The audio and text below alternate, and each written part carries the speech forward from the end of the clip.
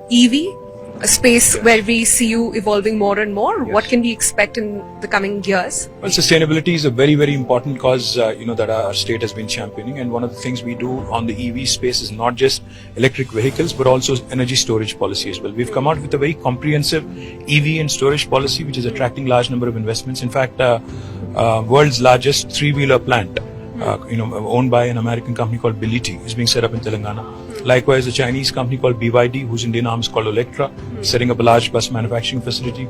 I have a number of other things in the pipeline, at least 4 or 5. In fact, both two-wheelers, three-wheelers and four-wheelers, all electric.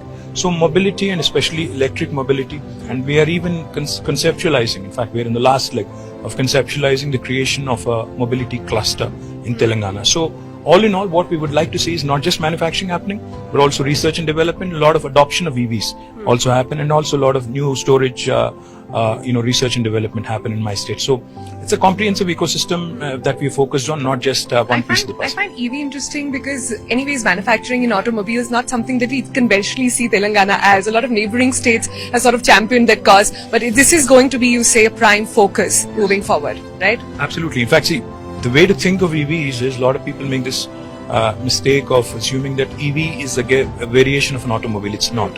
In fact, if you ask me, EV is a computer on 4 wheels. So therefore, there's a lot of electronics, there's a lot of coding, a lot of software embedded inside inside something that looks like an automobile. So therefore, any OEM who's looking to expand and who's thinking of EV hub, I'd say my state is the best because we have the talent pool, which is much needed to actually create the next gen EVs, and a lot of research and development that has to go on.